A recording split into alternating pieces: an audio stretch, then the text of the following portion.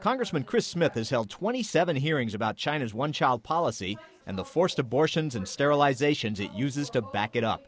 Now he's calling on a new president to be forceful with the Chinese when he meets with them next week, because Smith says President Obama can't ignore a policy that's led to the worst women's rights violations in all of history. Virtually every woman in China, whether they be Han Chinese, Tibetans, Uyghurs, have suffered its brutality. And, of course, the children who have been forcibly aborted at Nuremberg, at the Nazi War Crimes Tribunal, forced abortion was properly construed to be a crime against humanity. But Smith says China imposes forced abortions on a scale far exceeding what the Nazis did. At a congressional hearing and news conference this week, panelists told of the horrors for Chinese women caught pregnant with a second child. Women being literally dragged out of their homes in the middle of the night, or even in the middle of the day, as in the case of this young woman, strapped down to tables, pleading and crying, and then being forced to abort their babies.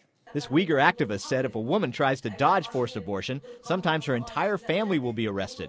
Others told of how millions of Chinese have been fined thousands of dollars for defying the one-child policy. Chinese human rights activist Harry Wu showed a photo of a woman with 3 children. The government destroyed her house for having the second child and then sterilized and imprisoned her for having the third. Others held up photos of banners and slogans in China that say things like, if you don't get an abortion, your house will be destroyed and your buffaloes will be confiscated.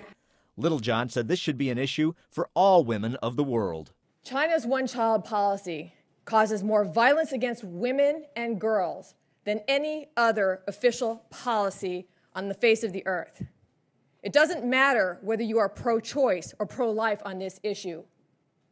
No one supports forced abortion because it's not a choice. A demographer talked of unintended consequences, like leaving poor elderly Chinese with no family support structure. In effect, the end of 2,500 years of Chinese family tradition in the big cities and perhaps elsewhere.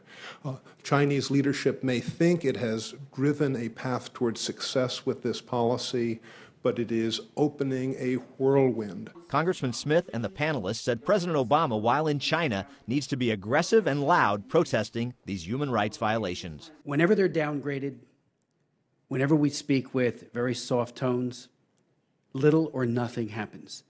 Speaking softly to China about human rights is a fool's errand. History has shown it simply does not work. And I say to you, President Obama, bring up this issue about forced abortion in China. Be a true representative of the American people concerning human rights. Stand up for the rights of the women in China for reproductive choice, and in this case it is the choice to have a child. The Chinese government itself brags there are some 400 million less Chinese alive today because of its one-child policy. But there must be some shame about all those forced abortions, because that number is a tightly held state secret.